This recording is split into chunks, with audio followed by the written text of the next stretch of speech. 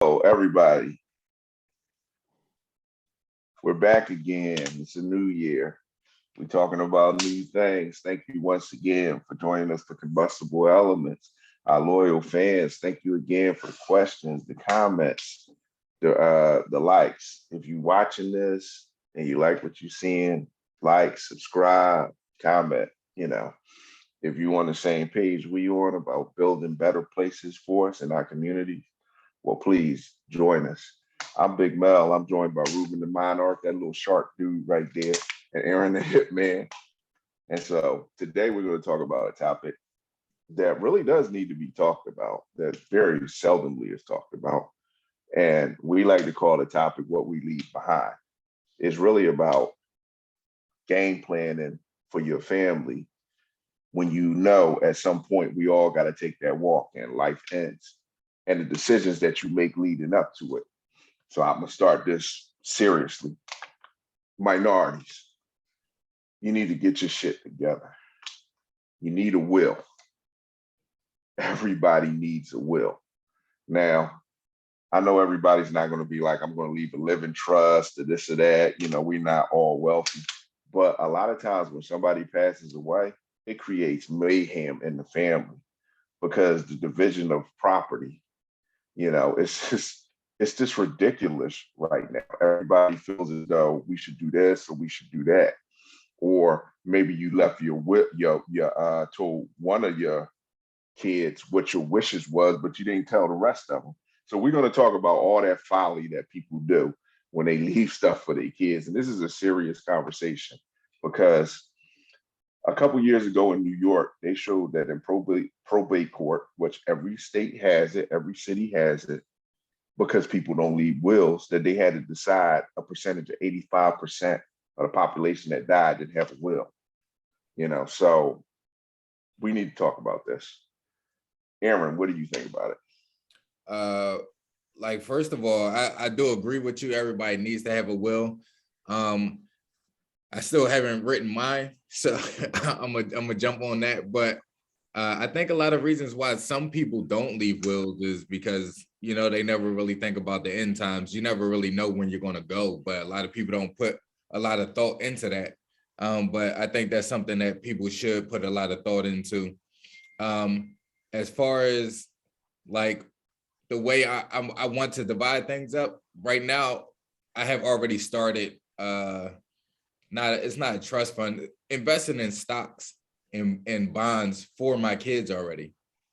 So that's something on the back end that they don't even necessarily know about. So hopefully they don't watch this, because then they're gonna know they got a little bit of money coming to them when they get of age. It's not necessarily when I pass away, but when they get of age, as long as they show they're responsible enough to handle finances the way that I would like them to handle the finances that I'm going to entrust them with, then they will be able to get that. And that's something also that you can write into your will if you don't feel like that. Normally it will go to the oldest, or it will go to, if you have a certain amount of kids, you will divide it equally, but not all your children may not be level-headed enough to take on the responsibilities that come with what you entrust them with. I'm trying to find land. We want to buy land down here in Florida. I actually talked to my brothers. I have 6 brothers, and I talked to them. We got like a group text. It's 5 of us. It's 5 of my brothers in a group, but trying to buy land, stuff that we could build on, stuff that we can pass down through generations. Like, they don't even necessarily have a mindset where they want to do that. And that would be beneficial for our children down the line, not just necessarily my children, because from 6 of us, if we put all of our money together, the land that we can buy and the things that we could do with the land would be very beneficial to build generational wealth, which we talked about in a previous topic. But I think it is very important to start those things now and have the mindset to entrust our kids. And if you don't unfortunately have kids, maybe some of your close family and friends with things that you leave behind to help build that generational wealth. Ruben?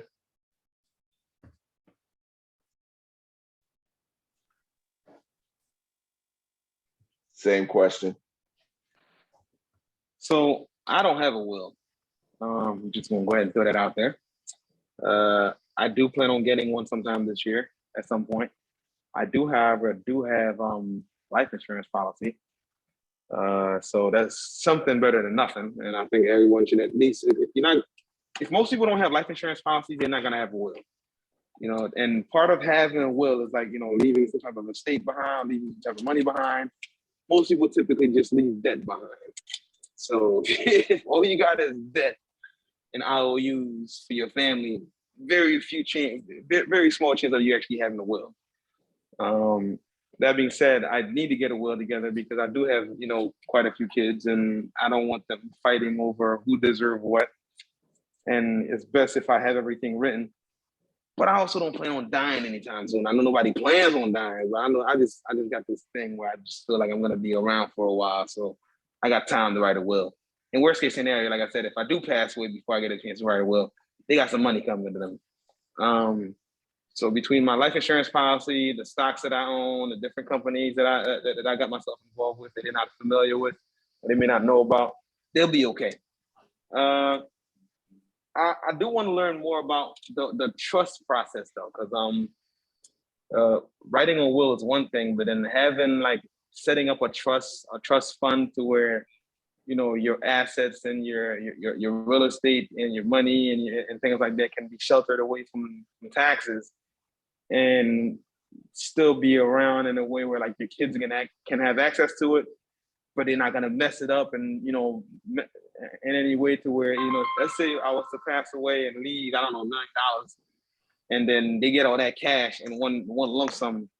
You know, if they're still relatively young when I pass away, the chances of them having that money by the time they get to my age can be slim to none.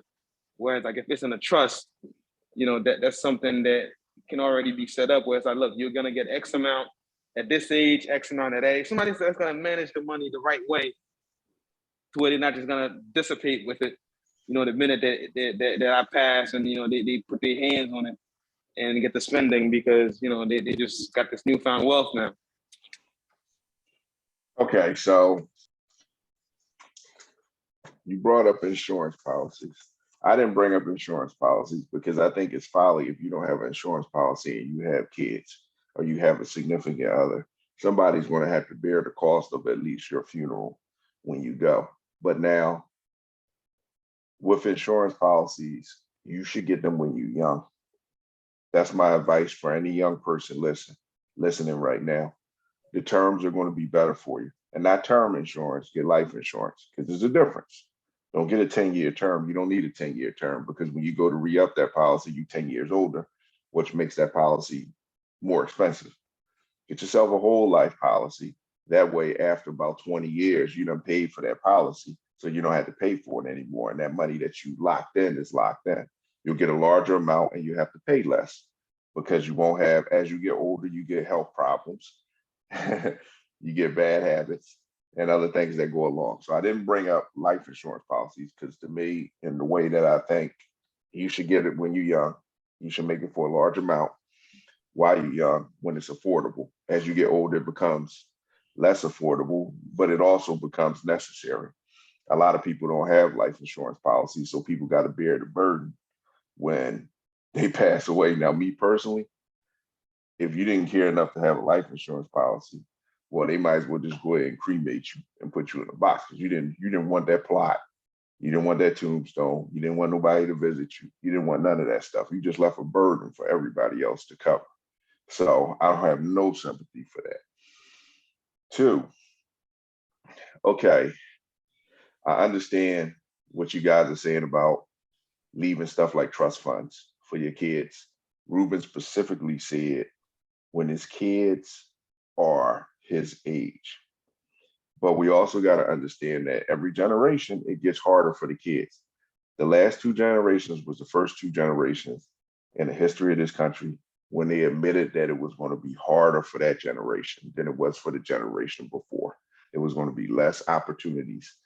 Inflation was going to be higher, which we really see during the pandemic. Inflation is the highest it's been in like 40 years, I think. So yes, you want to leave them long-term wealth, but if you make the good decisions with them on how to manage money, if you give them that short-term amount, they can make something happen with it. What do you two guys think about that? But what do you mean by the short term? So, like, okay, you have stocks and bonds. If you pass away and you go to probate, those stocks and bonds got to be sold unless it's in a trust fund. So that wealth that you put to the side for yourself that they take, so say they get 30,000 from it a piece. You got three boys, 30,000 a piece. Just your boys. Let's just calculate your boys. That's not the blended family. So just your boys, or let's say the blended family, all of them, 30,000 a piece. You had 180,000. Is it fair for them to struggle till they get to like 25 or 28, where they can get to the money immediately if there's a problem? You know So what I mean? so that's the thing, because I have stocks and bonds for myself. I actually have life insurance for myself. But we have stocks and bonds for the kids as well. So that's something separate. So that those stocks and bonds will still be accumulating if I unfortunately pass away when they're young. If I pass away when they're young now, like they still have another parent that's going to be providing for them. So like I'm not the sole provider as their father. So like if I pass away, like they still have a whole nother parent that's going to be providing for them. So yeah, they could wait until they 25, 30 before they get that money. Like it's Well, no money. that's provided the other person lives that long for them to be 25 or 30. What if they pass away the following year, the following day?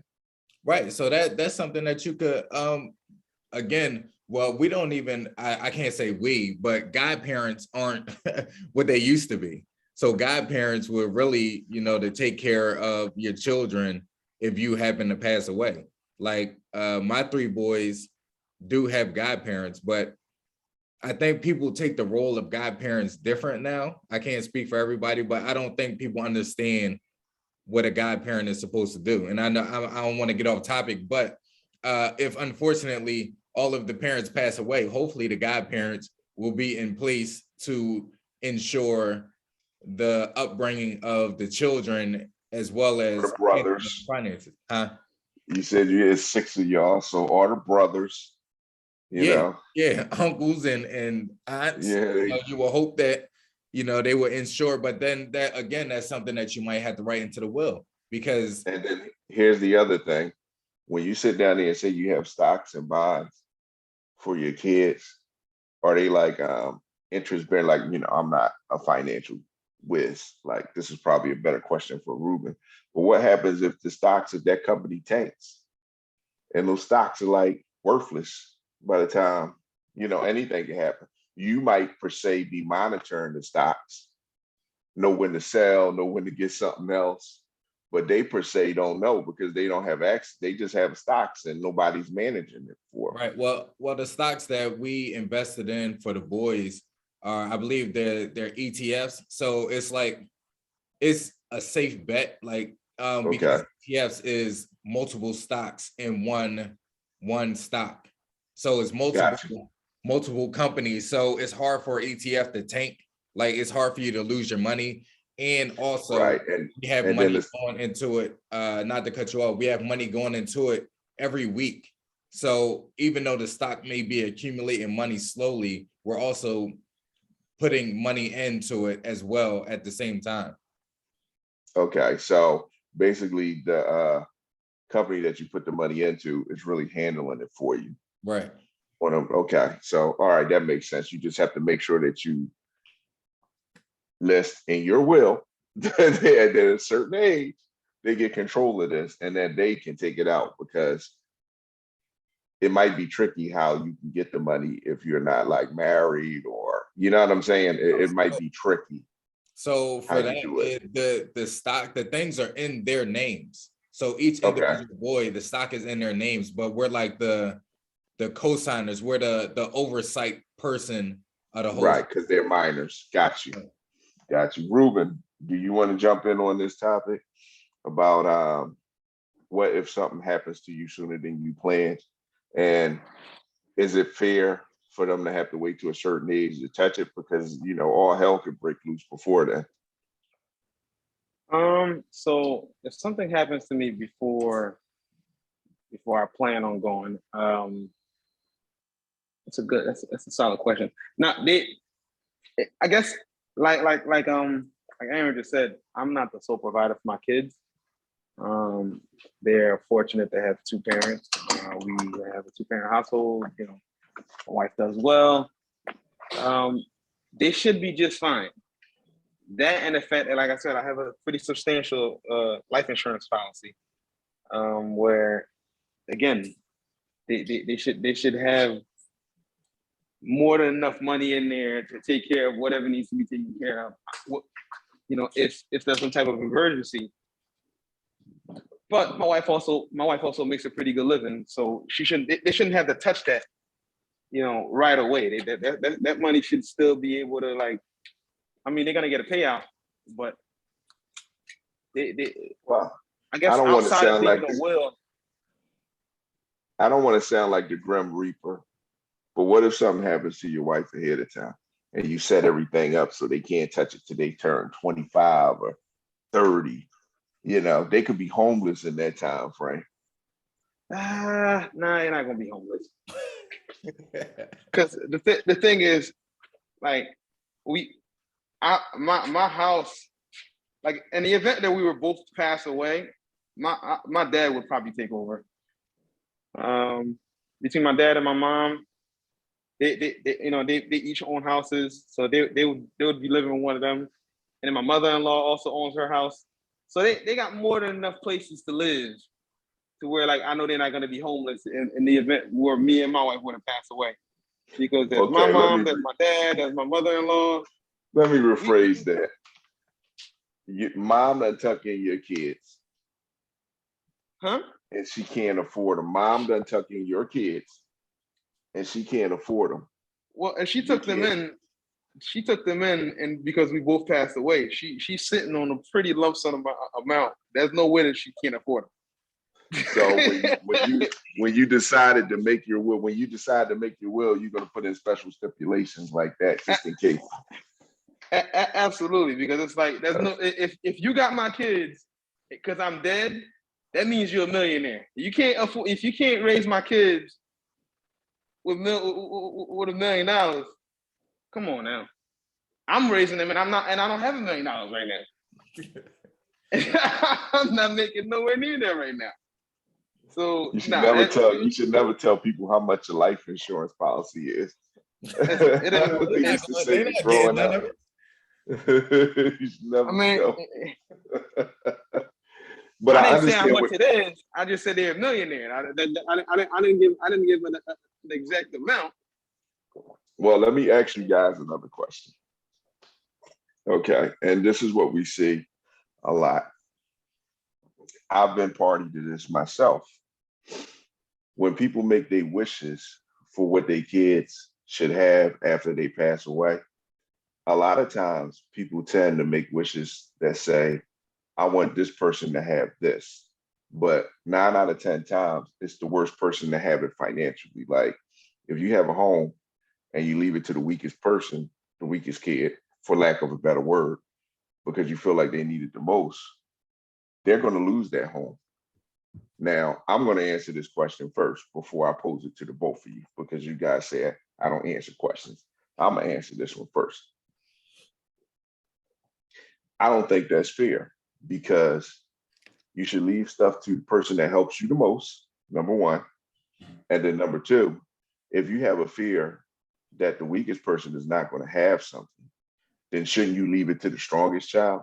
So when the weakest person fall off, the strongest child will be in a position to help the rest of them. I think a lot of times, especially in minorities, they get that totally backwards. And then they put themselves in situations when you leave it to somebody that couldn't take care of it, he or she couldn't take care of it. And then now the whole family is losing something that you worked for. And I just don't agree with it. I think that's ridiculous. I think a lot of minorities do that. If you're one of those minorities listening to this, think about what you're doing. Because just because you leave something to somebody doesn't necessarily mean that they can take care of it. And that should be a part of the process if you're saying like this is going to be family home. You know what I mean? So you got to be like kind of aware of what you do and who you leave certain things to. Now I understand that sometimes there's going to be hurt feelings, but shit, it's hurt feelings in everything. And that's just the reality of it. So I guess I'll start with Aaron again. What do you think? So that was something that I was talking about as well when I at the beginning. So like you don't want, like you want to make sure hopefully that you're raising your kids to start being financially independent and not depend upon, you know, you keep giving them handouts. It just will be irresponsible of you that you know that they're not capable of sustaining this property or whatever you're about to give them, and then give it to them when you pass away, and hopefully they miraculously know how to handle the property or know how to handle the assets that you give them. Like that's just crazy that people do that, but it's coddling your children when you should really be bringing them up in a way to show them responsibility at a young age. And you know, everybody's not going to be the strong link, but you will hope that your weakest link is stronger than some people's strongest links. So it's the responsibility of the parent to, you know, bring their children up in a way that they're going to be able to take care of the properties. And sometimes kids may not even want the property. So like say I leave, if we end up getting the amount of land that I want to get, and I leave like 3 acres of land to one of my kids, and it's like we do farming on there. It's like vegetables and fruit all on the land. They may not want to do that. So like me leaving them the land, you know, with the responsibility of upkeeping the land, that might not be something that they want to do. Just like, you know, if Ruben wants to pass down his shop or whatever other business he may have, you know, some people, children may not want to do that, but then it's like they're bearing that responsibility because you're leaving it to them when you're trying to give them a good gesture. But sometimes kids may not want it. They may not want the family house. They may not want the farm or, you know, the trucking company or the barbershop. They may not want these things. Okay, so I'm going to jump in and I'm going to say to you, there's always the possibility that the person may not want it. That may not be the place that they want to live. That may not be the business that they own.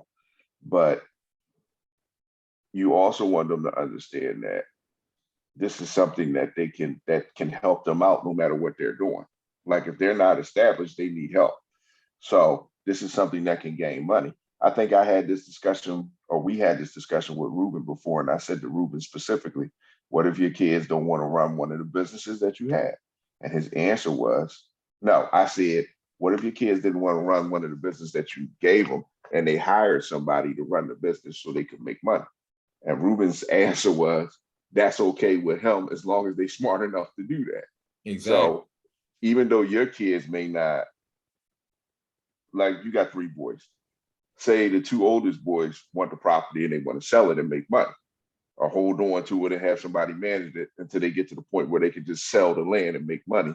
And then the youngest one is like, I don't want no parts of it. I mean, would you leave it to the 3 all together, or would you leave it to the 2 and say to them, you know, I want your younger brother to get a piece of this too? You see what I'm saying? But you'd have to get them to control. In your will, you could put in the stipulation that the property can't be sold. So you giving them the property, they don't want it, they can't sell it if you put that in the stipulations. Now that's the portion where I disagree with you on this conversation. Like, yes, you can put that in the will. Yes, you can say to them, you can put that stipulation in there. But is it fair to put that stipulation in there? Because you kind of like sandbagging them. No, so like if you don't want the property, you don't have to take care of the property, but the property is going to stay in the family. You're not going to sell the property outside the family. You may have kids and be able to give it to them and then they can fix it up. Or, you know, they have other brothers. Like if I give it to my oldest, he has other brothers that he can give it to, but the property is going to stay within the family. Because okay, that's what the trouble that people get into. where they Okay. don't want the property, they automatically sell it instead of keeping it in the family. Okay, now here's a scenario, because I just don't agree with that. Because if nobody's going to maintain the property and make money off the property, then the family's just paying taxes on the property until they get to the point where when you buy land and you buy property, part of the deal when you buy it is you understand that if it bears enough money for you in the future, you're going to sell it and make money off of it.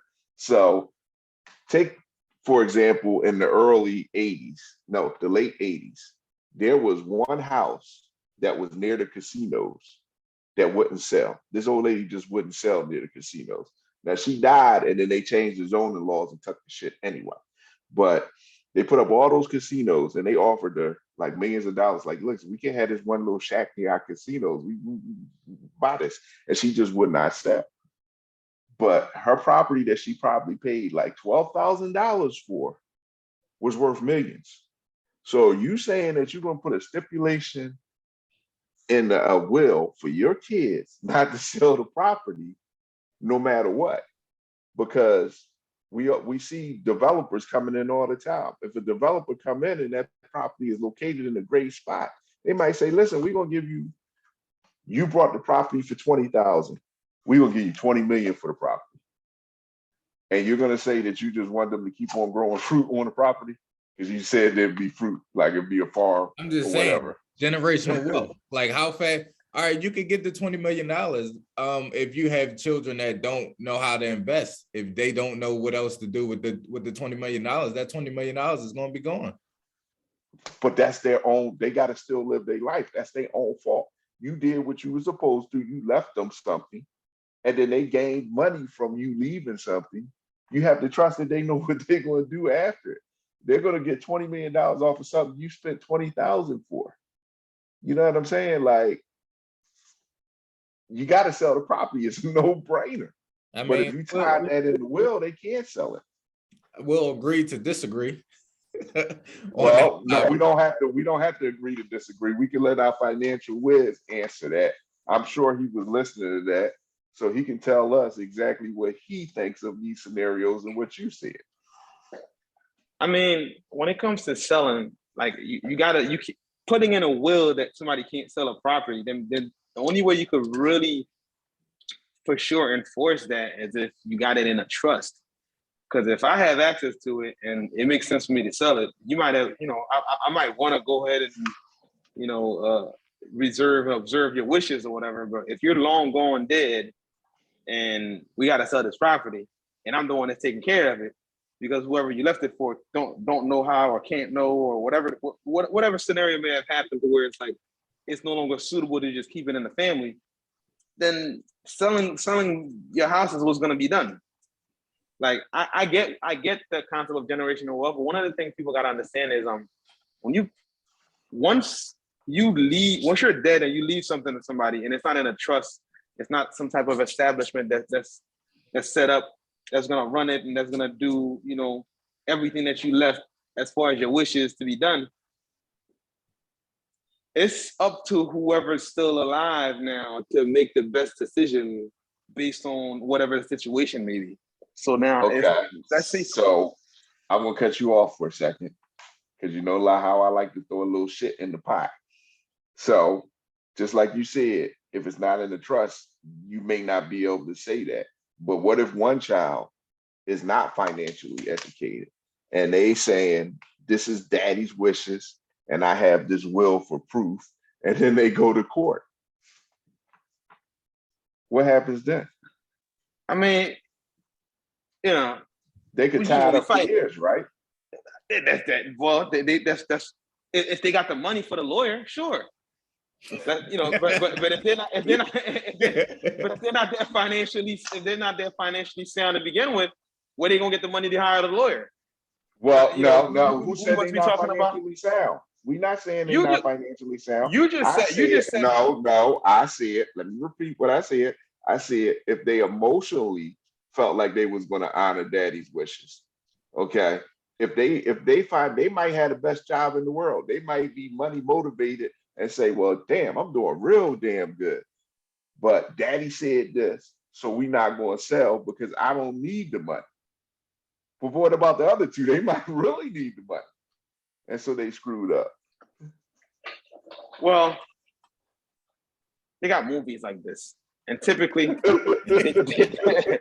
typically, you know, if two out of three want to sell, you know, they'll figure out a way to finagle the third one to either get along and get on board, or find a way to write them out and get their way. So if you break a will, you don't know where the money is going to go. The money may have been set to go to the boys because it was purchased before. But if he was paying payments on it and he had a significant other and they were married, you break the will, then it got to go to the significant other. It depends on what state you're in. But that's another conversation for another time. And it's a slippery slope and it can get deep. But that was my point when we bring up this discussion. You got to run through all the scenarios when you write your will. You got to know your kids. You got to know what you want to do, what you would like. And you might change the will because your kids change. The longer you live, you might change your will a couple times, depending on what's going on. But you should have a will. So we're going to go to this question. And I always try to give these questions thoughts. This one, I didn't even have to think for a second to come up. Who's to blame? Which is like totally crazy for me. Who's to blame? And we're specifically talking about minorities for this idea that if you put out in a will and you plan for your future, or your future after your demise, or your family's future after your demise, that it means you're going to die ahead of time, so you just shouldn't do the shit. Who's to blame for that kind of mindset? The parents. And the reason why, I feel like I say the parents a lot, and it seems like that I'm being funny, but the reason why I blame the parents is because, like, even my mom, like, I feel like back in the day, like, parents was just like superstitious about everything. Like, I couldn't split the pole, like I couldn't step on lines, I can't step on cracks, like I can't sneeze. Breaking my back. It's like step on a crack, breaking my back. Superstition around a whole lot of things. If I write my will, that mean that I'm about to die. Like if I dream about, you know, fish in a bowl, and that mean people pregnant, like crazy superstitions like that are like, don't buy your woman shoes. She gonna leave you. She gonna walk right away from like you. I never got a pair of sneakers from a woman in my life because they feel like I'm gonna walk out of their life. Like, buy me some roller skates so I could go faster. But what I'm saying is that I think it's all superstitious, and the parents talk about that, like the older generation talk about things like that, so it kind of steered people away from it. Okay, Ruben. Who do I blame for this? Can you blame anybody for this? Damn sure can. I mean, Aaron blamed the parents. I blame, you know, people themselves. I feel like, you know, the fact that I don't have a will is nobody's fault but my own. And if you and the age of information that we live in, whatever you don't know, there's a YouTube channel, there's a Google. It's one Google click or one Google search away from figuring out and finding out whatever it is that you may not know. So I can't blame the parents. I can't blame people. People just got to blame themselves, myself included, for not having a will or not knowing what I need to know about, you know, how to properly set up a will. Okay, so I'm gonna say I'm gonna blame the parents. I'm team Aaron on this. Listen, you have to know what you're gonna do when you leave, and you have to know your kids. Like, it would be nice that every parent have a good relationship with their kids, and they're realistic about what their limitations are or what they're seeing. Because remember, you've been watching your kids for their whole entire life. So you should have an idea of what their limitations are, even though you want them to rise above them. Sometimes when you write these wills, and I think I said in this conversation that they're going to change, because hopefully your kids will grow into better adults and you'll see better things from them if you have stuff that you can leave them. But you just have to be realistic about things. people don't value stuff the same way as the people that got it. That's why neighborhoods are so bad right now. Kids done inherited houses from their parents where their parents struggled for those houses and fought to pay those bills and fought to get their credit good and fought to do all that. And then their kids come in and they just like, this is just a place to live. So you have to, if you want that place to go to a good situation and for the kids to benefit it from it, even if it's selling the place, that's a benefit. You know what I mean? Not just alone. Even if they just rent the damn place out and split the money, and then they can't get along and sell the place, and they both get their own houses to rent out. You know, it comes to that too. Every family can't do everything together, so sometimes they have to do them apart. And parents should sit down there and see, should this work? Can this work? Will this work? It's not going to work. You know, and decide what they're going to do from there. I had a relative that left all his property in North Carolina to the church, which I thought was like, he was my hero, but yeah, you want to leave something to church, but not all your property, you know, like leave some to your kids. But it's just the idea. People have different ideas on what should be done and will be done. And they have reasons why, but I blame the parents for this superstitious bullshit and not planning for their demise, because it's not fair to leave somebody else your problems. And we talk about this a lot on the show. Problems don't get smaller when you leave. If you just let them sit there and lay there, they're going to become bigger problems. So we don't want that. So I want to thank everybody for joining us for Combustible Elements. It's a new year. We got new topics. We're going to try to come back with more explosive things from different angles, things that you don't even think about, but we need your help too. We also need guests. We want you to come on. Don't be afraid. We want to hear what you got to say. We're talking to you, but we need you to talk to us as well. I want to thank everybody for joining us. I'm Big Mel. I'm joined by Ruben the Monarch, Aaron the Hitman. Thank you, everybody. Peace out. Let's get this new year started right.